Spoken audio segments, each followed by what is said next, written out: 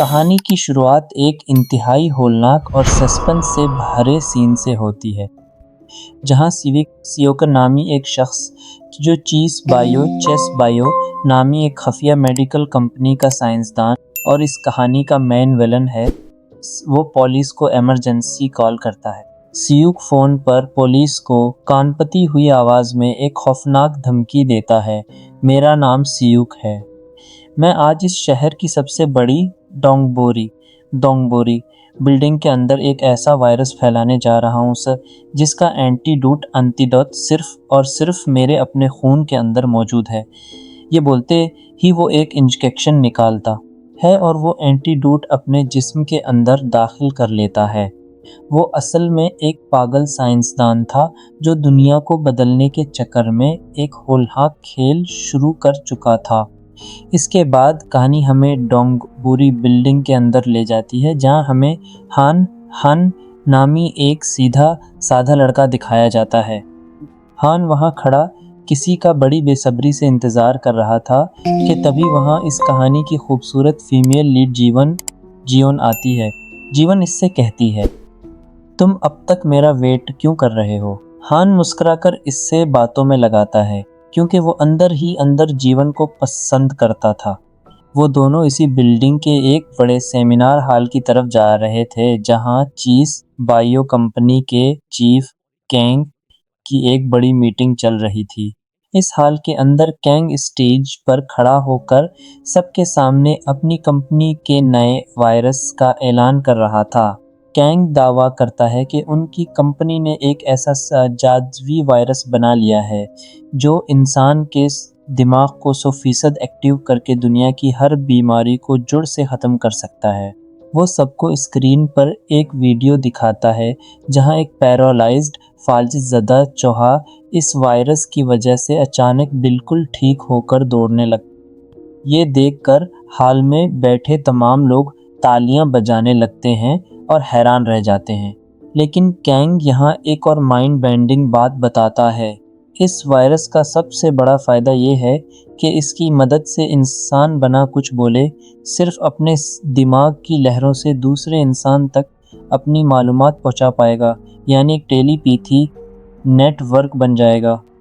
जीवन ये सुनकर हान से कहती है, क्या तुम्हें सच में लगता है कि उन्होंने ऐसा कोई वायरस बनाया होगा? हान कहता है, साइंस की दुनिया में कुछ भी नामुमकिन नहीं है। इसी बिल्डिंग के दूसरे हिस्से में हमें चुआ नामी एक लड़का दिखाया जाता है जो एक शॉपिंग मॉल में घूम रहा था कि तभी वहां इसकी छोटी बहन हाइवन हयन आ जाती है। चवाए अपनी बहन को देखकर कहता है, तुम हमेशा मेरे पीछे क्यों आ जाती हो? क्या तुम्हें मेरे साथ टाइम स्पेंड करना इतना अच्छा लगता है? हाइवन हंसकर कहती है, चल बे, मुझे तुम्हारे साथ वक्त गुजारने का कोई शौक नहीं है। मैं तो बस यहाँ की फ्रेश हुआ खाने आई थी। दोनों बहन भाई आपस में नोक झोंक कर रहे थे और जिंदगी बिल्कुल नॉर्मल चल रही थी। लेकिन वो इस बात से बिल्कुल अनजान थे कि बिल्डिंग के बेसमेंट में वो पागल साइंसदान सिविक अपना वायरस लॉन्च कर चुका था और बिल्डिंग के बंद दरवाज़ों के पीछे एक ऐसी मौत का नाच शुरू होने वाला था जिससे बचना अब किसी के बस में नहीं था। अब कहानी में वो होलनाक मोड़ आता है जिसका डर था। बेसमेंट में छोड़ा गया वो वायरस सिक्योरिटी गार्ड्स और वहां मौजूद वर्कर्स पर असर करना शुरू कर देता है। देखते ही देखते वो लोग ज़मीन पर गिर कर तड़पने लगते हैं। इनकी आंखें पूरी तरह लाल हो जाती हैं और वो आम इंसानों को काटने के लिए दौड़ते हैं। लेकिन यहाँ यूट्यूब फैमिली सबसे बड़ा ट्विस्ट ये है कि ये ज़ॉम्बीज़ दूसरी फिल्मों की तरह सुस्त और बेवकूफ़ नहीं थे। जैसे ही वायरस इनके दिमाग में एक्टिव होता है, वो वक्त के साथ साथ और ज़्यादा चालाक होने लगते हैं। और इससे भी ख़तरनाक बात ये थी कि ये सारे ज़ॉम्बीज़ अंदर ही अंदर एक दूसरे के दिमाग से जुड़े हुए थे, यानी एक हाइव माइंड नेटवर्क। अगर बिल्डिंग के 10वें फ्लोर पर मौजूद किसी एक ज़ॉम्बी को पता चलता कि इस इंसान कहाँ छुपे हैं, तो फर्स्ट फ्लोर वाले ज़ॉम्बी को भी वो बात अपने आप मालूम हो जाती। सीसा मिर्जा से हॉल के अंदर अचानक सायरन बैठे कैंग हॉरिजन को बिशन पर लाइव सीसीटीवी फुटेज दिखती है जहां zombies screen live CCTV footage Kang डर के मारे अपने गार्ड्स के साथ एक सेफ रूम में बंद हो जाता है, जबकि जीवन और हान अपनी जान बचाने के लिए बाहर की तरफ भागते हैं। रास्ते में उनका सामना उन खूनख्वार ज़ॉम्बीज़ से होता है जो बिजली की रफ्तार से उनकी तरफ बढ़ रहे थे। हान अपनी जान पर खेलकर एक भारी लोहे का दरवाज़ा बंद करता है और जीवन का हाथ पकड़कर सीढ़ियों की तरफ भागता है। दूसरी तरफ चिवाय और इसकी बहन हाइवन शॉपिंग एरिया में फंस चुके थे। इनके सामने एक गार्ड ज़ॉम्बी बनकर एक औरत पर हमला कर देता है। चवाई अपनी बहन का हाथ पकड़कर एक दुकान के अंदर घुसता है और इसका शटर नीचे गिरा देता है। बाहर से ज़ॉम्बीज़ शिचर पर ज़ोर-ज़ोर से हाथ मार रहे थे और उनकी हौलनाक आवाज़ें सुनकर हाइवन बुरी तरह रोना शुरू कर देती है। चवाई इसे गले लगाकर कहता है, तुम रो मत, जब तक मैं जिंदा हूँ तुम्हें कुछ नहीं होने दूंगा। लेकिन वो जानते थे कि ये पतला शटर इन स्मार्ट ज़ॉम्बीज़ को ज़्यादा देर नहीं रोक पाएगा।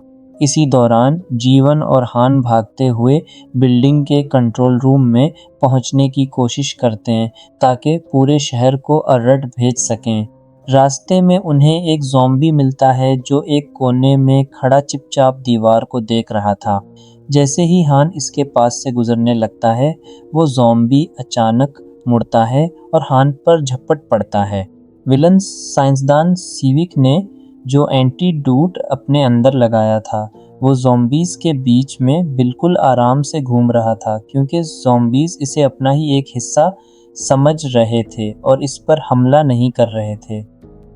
वो सीसीटीवी पर देख रहा था कि इसका ये मास्टरपीस वायरस कैसे पूरी बिल्डिंग को एक कैद खाने में बदल चुका है। जीवन और हान किसी तरह बचते बचा इस दुकान तक पहुंच जाते हैं जहां चवाय और हाइवन छपे हुए थे।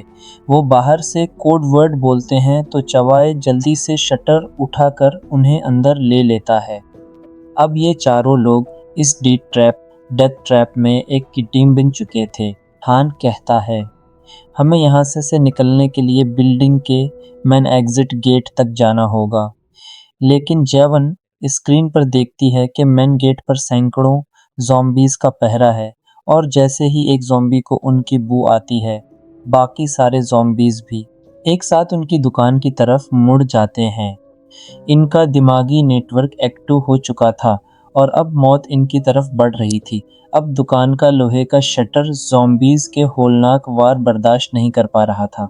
बाहर खड़े स्मार्ट ज़ॉम्बीज़ सिर्फ शटर को पेट नहीं रहे थे, बल्कि इनमें से कुछ ज़ॉम्बीज़ ने दुकान के लॉक को तोड़ने के लिए साइड पर लगे इलेक्ट्रिक बोर्ड की तारें खींचना शुरू कर दी। ये देखकर हान चलाता है, ये यहाँ अभी के अभी यहाँ से निकलना होगा।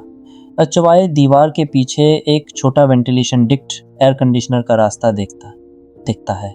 वो जल्दी से इसका कॉर तोड़ता है और सबसे पहले अपनी बहन हाइवन को अंदर भेजता है। इसके बाद जीवन और चवाय खुद अंदर घुसते हैं, लेकिन जैसे ही हान अंदर जाने लगता है, शटर आराम से टूट जाता है और ज़ॉम्बीज़ का पूरा हुजूम दुकान के अंदर दाखिल हो जाता है। हान अपनी जान बचाने के लिए उछलकर डिकट के अंदर पहुंचता है और चवाय फौरन लोहे का जालीदार कोर वापस लगाकर इसे पीछे से लॉक कर देता है। ज़ॉम्बीज़ जाली के पार इनका गोश्त नोचने के लिए हाथ मार रहे थे, लेकिन ये चारों तंग अंधेरी सरिंग के अंदर रेंगते हुए आगे बढ़ जाते हैं। अब वो बिल्डिंग के सेंट्रल यूटिलिटी ब्लॉक में पहुंच चुके थे, जहां से पूरी बिल्डिंग की बिजली और पानी का सिस्टम कंट्रोल होता था। वहां पहुंचकर जीवन को एक सैटेलाइट फ़ोन मिलता है जो कंपनी के चीफ कैंग का था। वो फ़ौरन इस फ़ोन से सेफ रूम में बंद कैंग को कॉल करती है। कैंग सेफ रूम के मॉनिटर्स पर सब कुछ देख रहा था। वो जीवन से कहती है, जीवन, इस पागल साइंसदान सिविक ने जो वायरस बनाया है, इसका एक बड़ा लूप होल कमज़ोरी है। ये ज़ॉम्बीज़ एक हाइव माइंड के तहत चल रहे हैं, यानी इन सब का कंट्रोल सिविक के जिस्म में मौजूद एंटीडोट और उसके ब्रेन सिग्नल से जुड़ा हुआ है। अगर सिविक मर गया तो ये पूरा ज़ॉम्बी नेटवर्क वहीं फ्रीज़ यानी जाम हो जाएगा। ये सुनकर जीवन के दिमाग में एक प्लान आता है। वो समझ जाती है कि अगर बिल्डिंग से ज़िंदा निकलना है तो उन्हें ज़ॉम्बीज़ से नहीं बल्कि इस पागल साइंसदान से लड़ना होगा। इसी दौरान स्यूक कंट्रोल रूम में बैठकर एक होलनाक अनाउंसमेंट करता है। वो बिल्डिंग के स्पीकर्स पर चलाता है, तुम सब मेरे इस अजीम तजर्बे का हिस्सा बनने पर मजबूर हो। अब मैं इस बिल्डिंग के एयर प्यूरीफायर सिस्टम के ज़रिए ये वायरस पूरे शहर में फैलाने जा रहा हूँ। ये सुनकर हंस और चवाई के होश उड़ जाते हैं। अगर ऐसा हुआ तो चंद मिनटों में पूरा कोरिया एक ज़ोंबी लैंड बन जाएगा। वो दोनों सीयुक को रोकने के लिए मैन जनरेटर रूम की तरफ भागते हैं ताकि बिल्डिंग की पावर सप्लाई हाई कॉर्ड दें, जबकि जीवन और हाइवन सीयुक को टारगेट करने के लिए आगे बढ़ती हैं। रास्ते में हान और चवाई का सामना ज़ॉम्बीज़ की एक पूरी आर्मी से होता है। यहाँ इन स्मार्ट ज़ॉम्बीज़ का एक और खौफनाक रूप सामने आता है। जैसे ही चवाई एक ज़ॉम्बी के सर पर राड मारकर उसे गिराने की कोशिश करता है, वो ज़ॉम्बी इसका वार हाथ से ब्लॉक कर देता है और अल्टा चवाई की राड छीनकर इसे दीवार पर पटक देता है। ये ज़ॉम्बीज़ इंसानों की तरह डिफेंस करना सीख चुके थे। हान अपनी पूरी ताकत से इस ज़ॉम्बी पर झपटता है और चवाई को उठाकर एक सीफ कैबिनेट की तरफ धकेलता है। लेकिन लड़ाई के दौरान एक ज़ॉम्बी चवाई के पैर पर बुरी तरह काट लेता है। चवाई दर्द से चलाता है, लेकिन वो हान से ये बात छिपा लेता है क्योंकि वो जानता था कि अगर उसने बताया तो वो सबकी जान खतरे में डाल देगा। दूसरी तरफ जीवन और हाइवन बिल्डिंग के मेन हॉल के पास पहुंच चुकी थी, जहां सिविक बड़े आराम से खड़ा ज़ॉम्बीज़ को लाइव कमांड्स दे रहा था। जीवन हाइवन से कहती है, तुम यहीं छपी रहो, मैं उसे इस बिल्डिंग के पार्किंग लॉट की तरफ लेकर जाऊंगी, जहां कैंग ने बारूद और फ्यूल का इंतज़ाम कर रखा है। जीवन एक बड़ा पत्थर उठाकर शीशे की दीवार पर मारती है। धमाके की आवाज़ सुनकर सिविक मुड़ता है और जीवन को देखकर पागलों की तरह हंसता है। तुम अब भी जिंदा हो, मेरे नए बच्चे तुम्हें अपने साथ मिलाने के लिए बेकरार हैं। वो अपने ज़ॉम्बीज़ को इशारा करता है और वो पूरा हुजूम जीवन के पीछे हाईवे की तरह दौड़ना शुरू कर देता है। अब कहानी का वो होलनाक तरीन वक्त आ चुका था, जहां हर एक सेक्शन ज़िंदगी और मौत का फैसला करने वाला था। बेसमेंट के जनरेटर रूम में हान और सवाई किसी तरह बिल्डिंग की मैन पावर सप्लाई काटने में कामयाब हो जाते हैं, जिससे एयर प्यूरीफायर सिस्टम बंद हो जाता है और वायरस का शहर में फैलने का खतरा टल जाता है। लेकिन तभी चवाई ज़मीन पर गिरकर तड़पने लगता है। इसकी आंखें पूरी तरह लाल हो रही थीं और इसकी से काली पड़ रही थीं। हन शॉक में आ जाता है और देखता है कि चवाई के पर ज़ोंबी के काटने का गहरा निशान था। चवाई हान का हाथ पकड़कर रोते हुए कहता है, हान मेरा वक्त ख़त्म हो चुका है, मैं ज़ोंबी बन रहा हूँ। इससे पहले कि मैं अपनी बहन हाइवन पर हमला कर दूँ, तुम मुझे यहीं लॉक कर दो और मेरी बहन को बचा कर इस जहन्नम से बाहर निकाल लो। हान के पास रोने का भी वक्त नहीं था। वो भारी दिल के साथ जनरेटर रूम का लोहे का दरवाज़ा बाहर से कर देता है। दरवाजे के पीछे से चवाई की आखिरी दर्दनाक चीख सुनाई देती है और वो भी इस हाइव माइंड नेटवर्क का एक हिस्सा बन जाता है। हान रोता हुआ हाइवन के पास भागता है ताकि इसे बिल्डिंग से बाहर न खसला सके। दूसरी तरफ जीवन पागल साइंसदान सिव्यूक और ज़ॉम्बीज़ के पूरे हुजूम को अपने पीछे लगाए बिल्डिंग के बाहर मौजूद बस स्टॉप और खुले रोड की तरफ ले आती है। वहाँ हर तरफ गाड़ियाँ तबाह पड़ी थीं और आग लगी हुई थी। सिविक जीवन को एक कोने में घेर लेता है और इसे नीचे गिरा देता है। वो जीवन का गला दबाते हुए चलाता है, तुम मेरा ये शाहकार तजुर्बा बर्बाद नहीं कर सकते, अब तुम भी इनकी तरह बनोगी। लेकिन यहाँ जीवन का असल मास्टर प्लान सामने आता है।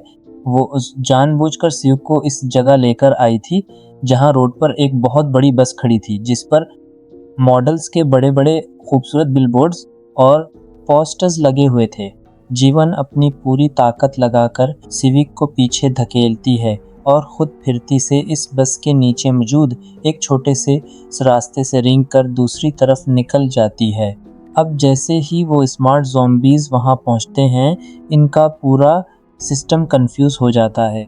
वो बस पर लगे इन बड़े बड़े पोस्टर्स पर मौजूद मॉडल्स की तस्वीरों को सच्चे इंसान समझ बैठते हैं और जीवन को छोड़कर पागलों की तरह इस बिल बोर्ड पर हमला कर देते हैं। इस अफरा तफरी के बीच में खुद वलन सिवुक भी अपने ही ज़ॉम्बीज़ के हुजूम के दरमियान बरी तरह फिंस जाता है। इसी दौरान बस के नीचे लगी आग तेज़ी से फ्यूल टैंक तक पहुंच जाती है और एक ज़ोरदार बिम धमाका होता है। पूरी बस आग के शोलों में लिपट जाती है और सीक इस होलनाक आग के बीच फंस कर बरी तरह जलने लगता है। वो तड़पते हुए जीवन की तरफ हाथ फैलाकर मदद मांगता है, लेकिन जीवन दौड़ खड़ी खामोशी से इसे जलते हुए देखती है। और फिर जैसे ही सियुक जलकर पूरी तरह मर जाता है, एक इंतहाई मौजिज़ाती चीज़ होती है। बिल्डिंग के अंदर और बाहर मौजूद तमाम सैकड़ों ज़ॉम्बीज़ जो इसके ब्रेन सिग्नल से जुड़े हुए थे, वो जहाँ खड़े थे वहीं के वहीं बिल्कुल फ्रीज़ यानी पत्थर की तरह जाम हो जाते हैं। इनकी आँखों की लाल रोशनी गायब हो जाती है और उनका दिमाग काम करना बंद कर देता है। कंपनी की चीफ कैंग ये सब कुछ लाइव सीसीटीवी कैमरे पर देख रही होती है और चैन की सांस लेती है। जीवन थकी हारी हालत में फ़ोन पर कैंग से बात करते हुए रोड पर आगे बढ़ने लगती है, जहां हान और चवाई की छोटी बहन हाइवन भी बिल्डिंग से बाहर निकलकर इससे आ मिलते हैं। वो सब इस तबाही से जिंदा बिच जाने पर एक दूसरे को गले लगाते हैं, लेकिन चवाई को खोने का गम इनकी आंखों में साफ दिखाई दे रहा था। लेकिन कहानी यहाँ ख़त्म नहीं होती यूट्यूब फैमिली। फिल्म के बिल्कुल आखिरी सीन में कैमरा एक फ्रीज हुए ज़ॉम्बी के चेहरे पर ज़ूम करता है। अचानक इस ज़ॉम्बी की बंद आंखें दोबारा खुलती हैं, इसकी पतलियाँ तेज़ी से घूमती हैं और वो एक गहरा सांस लेता है। यानी वायरस का नेटवर्क अभी पूरी तरह ख़त्म नहीं हुआ, बल्कि वो ख़ुद को रिबूट कर रहा है, जो इस बात का साफ इशारा है कि इसका पार्ट डी इससे भी ज़्यादा तबाहकुन होने वाला है। और इसी हौलनाक सस्पेंस के साथ ये ज़बरदस्त कोरिया की ज़ॉम्बी मूवी यहीं ख़त्म हो जाती है।